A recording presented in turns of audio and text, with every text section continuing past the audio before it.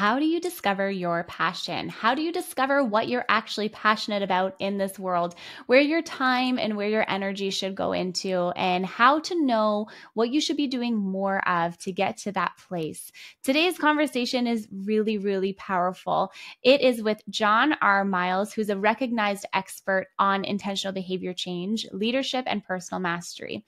He's the author of the book Passion Struck, 12 Powerful Principles to Unlock Your Purpose and Ignite Your Most Intentional Life. And he's also the host of the #1 alternative health podcast called Passion Struck with John R. Miles. You're going to love our conversation together because we dove into the nitty-gritty of what it actually means to find that passion and to live it every single day and how that relates to your overall happiness. This conversation was honestly really eye-opening for me, and I really enjoyed it. I hope you do too. Before you get into the episode, please hit that 5-star rating button for us and leave us a review on the content. Let us know what you're thinking, what you're loving. How are these conversations landing for you and how they are impacting you? I would just love to hear that so much. So thank you very much in advance. And let's get into this conversation with John. John, welcome to the Happiness Happens podcast. Thanks for joining me today. Man, Simona, I'm so glad to be here. Thank you so much for having me. Oh, you're so welcome. I'm very excited for our chat. I'm going to start off our conversation the same way that I start every single one on the podcast, and it's by asking you, what does happiness mean to you? Yeah, I think happiness to me is a state of mind where when I get up in the morning, I am energized by what the day has to unfold. And I'm going to live each day with greatness because for me, it's all about living the life that you love. And the more you do that and the more you create what I call a passion struck life, the more I think it leads you into a state of happiness and contentment. Beautiful. Is there anything in specific that you do every morning when you wake up to sort of tap you back into that state? Because there's so much stuff that happens in our day, right? Family, kids, business, work, investments, like all the things, how do you always ensure that you're aligned back to that spot every morning? Yeah, I end my night with a gratitude practice and a series of prayers for what I'm thankful for. And I start the day with a gratitude practice for the day ahead. And I start my mornings early, 5 a.m. I'm out the door walking my dog, Bentley. And I love to spend the first 15, 20 minutes just in a state of mindfulness because at that hour of the morning, it is just so peaceful. On a clear day, you can see all the stars, you can hear all the insects and birds and everything. And so it really just gives me this thoughtful period of intention setting for the day. And I always start out with a gratitude saying or two that I'm going to live the day with excellence and boundless enthusiasm and with hope and love. And then I give thanks for all the great things I have in my life and what I want to accomplish for the day. And I've been doing that for years now. And I think it takes even the worst day that you might be having or a worst morning, and it orients yourself towards a day of greatness. I think that's absolutely beautiful. I love that. It's very intentional. And I think that's what I really like about it. And, I talked a little bit about your bio and all that stuff in the intro of this podcast. I want to know though, this state that you are sort of in every single day may not have been the state that you were in every single day before that. I know from some research and stuff like that, things have maybe felt lonely or directionless or boredom and all that kind of stuff. How did you start to get yourself from that place of feeling unfulfilled and feeling like you weren't really on a clear path and, the days felt a little bit lonely and maybe there was a lot of boredom in there for you? How did you start to sort of change your life into a life that is filled with passion and feels very fulfilling? So to me, there are 3 magic ingredients that you need to have. You need to have mindset shifts because that dictates the why and the how you approach your behavior. Then you've got the behavior shifts, which is the what. And then you need to take deliberate action, which is the when and the where. But I had the life that many people would have loved to have had. It started out as a practice director in a Big 4 consulting firm. Before I was 40, I was a C-level in a Fortune 50 company leading a multi-billion dollar organization. Mm. I went on to lead a couple companies as the CEO, and I was a partner in a private equity firm. So I accomplished a lot. But looking back, those accomplishments didn't bring me much happiness. I found that I was on, the treadmill that many of us find ourselves on, Right. where I was going after the things and I was climbing up the corporate ladder, so to speak, and had all these lofty goals, but they weren't well rounded. And to me, the big wake up call was I entered into a period of just complete and utter burnout Hmm. that resulted in pretty severe depression and just overwhelming sense of apathy and numbness. And when I had reached this bottom point, I ended up going to a psychologist slash career coach, Hmm. and he really helped me see my life in a different way. He encouraged me to think of my life as a kitchen stool, but the way I was living it was as if it had one major support underneath it, which was the constant grind. Hmm. Instead of crafting a life that had multiple supports to it, that would focus on a much more diversified aspect of my life, which would culminate in me feeling more contentment and happiness. And I chose the legs to be physical health, mental health, spiritual health, emotional health, relationship health. But for someone else, they could be something completely different. But by doing all those things, I realized if I got that into balance, then the career stuff would take care of itself. But I needed to fix me and get myself regrounded before I was going to be any good for anyone else. Mm-hmm. I love that. I think it takes a lot of self-awareness to sort of get to that point. And what I'm realizing in my life is not everybody has that type of self-awareness, and not everyone is able to access that point. And I feel like it can be a struggle sometimes when you are someone who has more self-awareness and you want something different and you want to do more and create more for your life and have that inner fulfillment, right? But maybe you're just sort of in a spot, or you're surrounded by other people who may not share those same views. And what I've learned a lot over the last few years, so, aside from this podcast, I run a production agency for podcasts, video podcasts, and all that. And in the beginning of starting my agency, what I realized the most was that I couldn't even put a dollar value on how important it is to surround yourself with people who are like-minded, who want to see you grow also, and who want to be, striving for that next piece as well. And so would you say that as you started to do all of this, work on yourself, and your life started to change and transform, things started to fall away that maybe were not meant to be there anymore, and then allowed you to step into this place of being in alignment and the creation of your book and all of the work that you do every single day? Yeah, I mean, I think it's definitely all interlinked. And what I've learned and what I try to teach is that I think people try to overthink change. Hmm. And I certainly was doing that, because when that inner whisper starts hitting you of what you've been called to do, in my case, it was 180 degrees different than what I had been doing. Right. And there was not a clear path to success or a clear path to making money or any of that. But I think sometimes we want to go from where we're at to being at the same place or even farther from day one. Hmm. And that makes a lot of people stop. What I learned to do during the process was to focus on the actions and the choices that I was making on a daily basis, and to start to align them to the life I wanted to have. And the more you start doing that, the more they compound over time, and the closer you get, and it fills you with more intrinsic motivation to Mhm. continue on the journey. Mhm. I like that a lot. I really like that a lot. Can you touch on a little bit the three different types of human mosquitoes that you have in your life? I think this is a really key piece, and it ties really nicely to what we're talking about. Yeah, so this is a chapter out of my upcoming book titled Passion Struck. And Mm.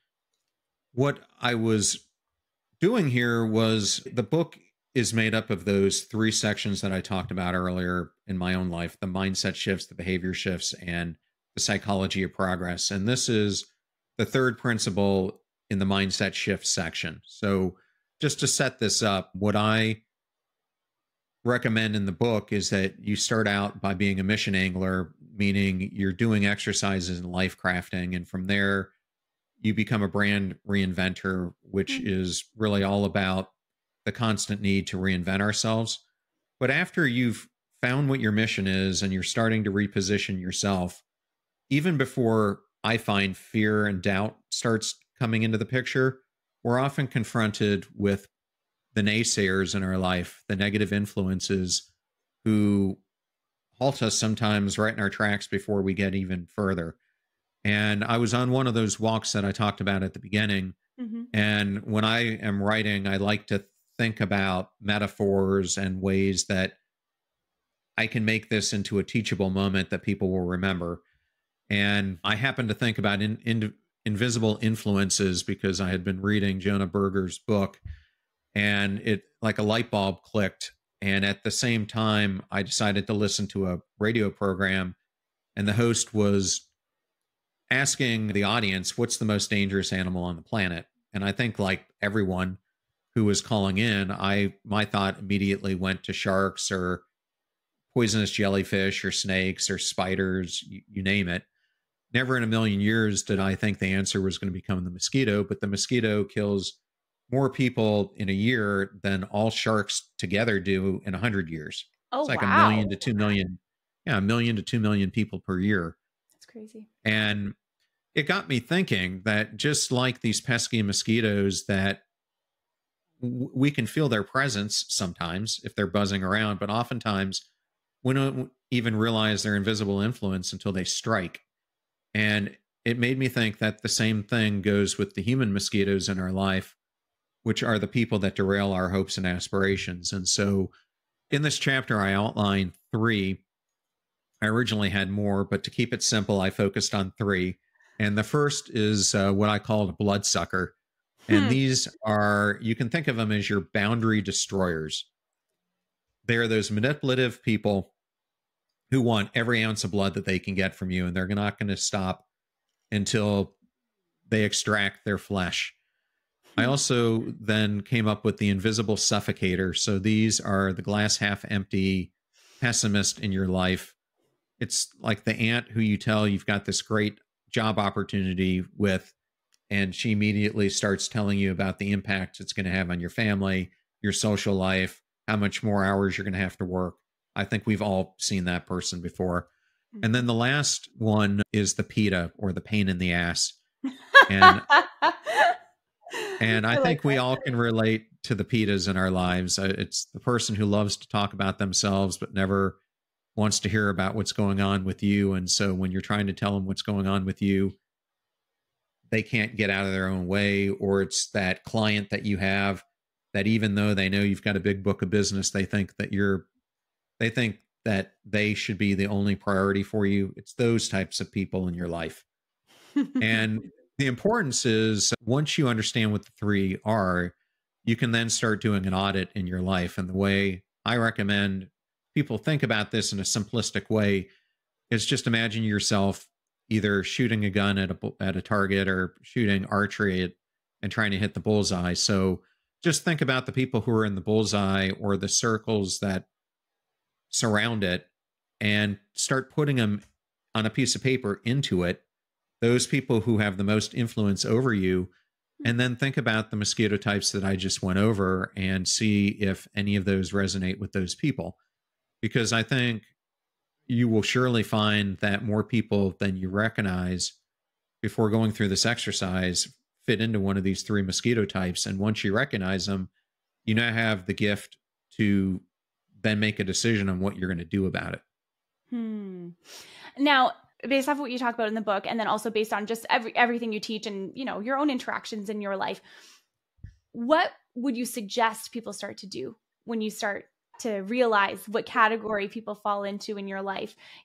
Is it always the case of, do you just limit the amount of time that person gets, or the amount of access they get to you? Or should you cut them off completely? And then also for those bloodsucker types, like how do you start to, shift that interaction in your life? Because of course we teach people how to treat us, right? We teach people how to treat us by the boundaries we set and all those different things. So yeah, so I would start there. I could ask you a million questions, but maybe I shouldn't throw too many at you at the same time. Well, I think it really depends on which one of the people that you're interacting with. So to me, it starts and ends with the boundaries that you are establishing. Hmm. And I think one of the most important things is when you're establishing the boundaries is to figure out for yourself what are the personal limits that you want to put in place. What are those guardrails that if someone goes outside of them, they get extracted from your circle? And how do you lay down those ground rules for what those boundaries are? I think once you establish those boundaries, then one of the most important things to be is consistent in their application, because inconsistency will cause confusion. So if you start setting boundaries with one of these individuals, and then all of a sudden you're not being consistent in its application, it's going to allow them to go right back into the pattern of destroying your boundaries or being a negative influence. So consistency is key. And then you might need support of another person who can help you navigate and be a sounding board for these people as well, especially if they're a family member or a close friend that you don't want to see removed completely from the circle. Exactly. I think that's really great advice. And I like that it's, it doesn't have to be an all or nothing type of thing. I think a lot of the times, you hear the story of, you have to surround yourself by, well, first of all, you have to be careful of who are the 5 people that you surround yourself with on a day to day. But further than that, it's kind of like removing all types of those types of people from your life. And that's not necessarily always possible, especially if they are family, right? And I think there's ways to navigate that. So I love that. And I think that's a really key part of the book. And I think it's a really cool way to look at it. Now, when you talk about living your life to the fullest, it also involves crafting and designing your life. Would you have 1 or 2 tips for my listener to start crafting their life if they're a little bit lost right now? Well, I think one of the biggest traps that we fall into, and it's a great book by Benjamin Hardy, is the gap versus the gain. And as we're trying to craft this life that we want, so many of us are constantly trying to compare ourselves to someone we emulate. And that's a recipe for disaster. It would be as if I'm a podcaster and all of a sudden I'm trying to compare myself to Joe Rogan and all the success that he's had. You're never going to be satisfied. You're always going to be facing a gap. And what I steer people to is being more in the gain. This is as you're looking at your future self and you start taking actions closer to that life you want to craft. It's observing yourself on where you are today compared to where you were at a point in the past, whether that be a month ago, a week ago, or a year ago, and celebrate your journey from point A to point B. Now, I'll tell you a great story. I had a friend of mine, Andreas Widmer, on the podcast last year. And Andreas runs the business school at the Catholic University in Washington, D.C. But when he was 18, 19 years old, he was completely listless. He was a lost soul. He's from Switzerland, and he happened to apply to be a Swiss Guard. He ended up getting the post and was a Swiss Guard for Pope John Paul II. Wow. And even though he was in this post, and he's a huge guy, he's like 6'7", he still was directionless on what he wanted to do long term. And he ended up telling me that even though the Pope had this huge organization that he's running and all the parishioners worldwide, when he was with you, he made you feel like you were the only thing that existed on earth. And he was also very intuitive, and he could feel the struggle that Andreas was having. And he would sit him down as a mentor and say that you need to realize that you were created in uniqueness. There's no one like you. No one else has the same fingerprints you do. No one else has the same hair, the same eyes. And God put you here because no one else can solve the problem that you can with the unique skill sets that you have. And Right. so your journey is to take the steps of self exploration and understanding what are those things that are unique only to you. Because the more you double down into them, you will see the gifts on the other side of the problem that you've been called to solve. And so to me, it's really going through the motions of when you get up in the morning and you take those first steps, where do you find yourself leaning towards, like what are the tasks or activities that bring you happiness Mhm. versus what are the things that you hate to do? And I think it's similar to, you hear people say, double down in your weaknesses. I'm more of a fan of what Gary Vee says, and you should double down in your strengths Mhm. because that's where you naturally want to put more of your time and allocate more of your intentional effort. Weaknesses should be a focus too, but they shouldn't overcome that intentional focus on your strengths Mhm. and the fruits that they can bear. I love that. I think that's really, really great. And I completely agree with you. I think it's really important to be aware of where our energy is going and where the intention behind that energy is going, because that's what's going to manifest and create itself into your life, right? You want to create more happiness in your life, you're probably listening to this podcast, right? You want to show up in your day every single day as a more fulfilled person, you're probably listening to this episode, right? So I think that's really important. Now, let's talk a little bit about your book. It's called Passion Struck. And when this episode releases, it's now available, which is very exciting.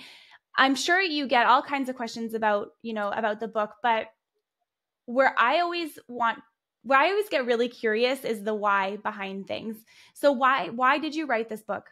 Yeah. First, I'm going to just show a copy of it Yes. here in case people are. So it's Beautiful. Passion Struck 12 Powerful Principles to Unlock Your Purpose and Ignite Your Most Intentional Life. And I guess the question that I get most often is, what do you wish you would have told yourself when you were in your mid 20s?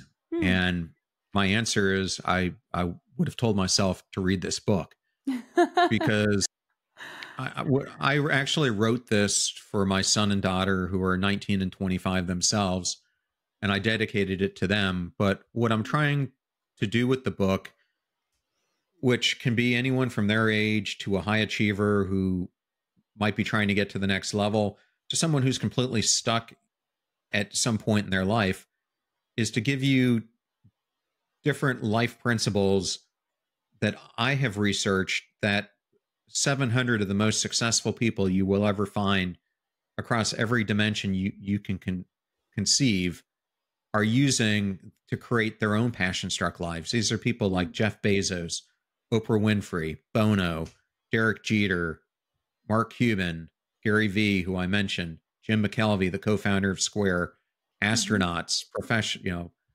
actors, actresses, all these different people that I talk about throughout the book. And for me, if you start from principle one and go to the end, it's as if you're building your life from scratch. But maybe you are coming into it from a more mature state. And so in one of the chapters, I define the passion struck continuum, which are the 5 stages that people go through on the path to becoming passion struck. And I've actually developed a 20-question quiz that's on the passionstruck.com website that they can take to understand their entry point. And then from there, you can kind of, through the book, I give practical examples of a person who's going through it all the way from coming out of jail and rebuilding his life from scratch to someone who's coming into it where they had a great career, but they went through a bout of cancer and now they're trying to rebound from that and go on to this next chapter in their life. And each is Mhm. a different starting point, and it's meant to help anyone during any life moment to reach uh, the highest aspiration that they want to achieve. I love that. Well, it sounds like an absolutely incredible book. And I have one more question about it before I ask you my final question of our time together today. I want to know, when someone reads your book and they pick it up, they finish it, cover to cover, what's the feeling that you want them to feel after they're done reading it? So I read over 100 books per year, and the majority of them I read them and they go back on the bookshelf and I never open them up again. And was just reading my friend Jim Quick's book again, Limitless. And, in there, he rightfully says that the second you're done reading information, an hour later, you've forgotten 75% of it. So Right. I wrote this book not to be read, but to be lived. I wanted it to be a constant source that as people go throughout their lives and run into different challenges and restarts and reinventions, that it's something that they continually come back to that has actionable, not only steps in the chapter, but more importantly, exercises that they can undertake and this whole model to understand how to build it all together. Mm. So it's meant to be a book that I want people to live, because we don't pay necessarily for information. We pay for the application of it. And I want you to Mm. apply this in your life. Beautiful. I love that. Now, the link to the book is going to be in the show notes below, as well as all of your links. So let me ask you my last question. It's a question I've been asking on the podcast for all the years that I've had it. And it's, what's one way my listener can create a little more happiness in their day, every day, starting today? So I would say one of the biggest things that I've learned to do is to stop being self-critical, is to give myself some grace. I remember interviewing Rachel Hollis, and she reminds me a lot of myself. I could just have climbed Everest, and 2 minutes later, I want to climb the next summit. Right. And I think when you do that, you're not giving yourself the grace to celebrate the accomplishments that you have in life.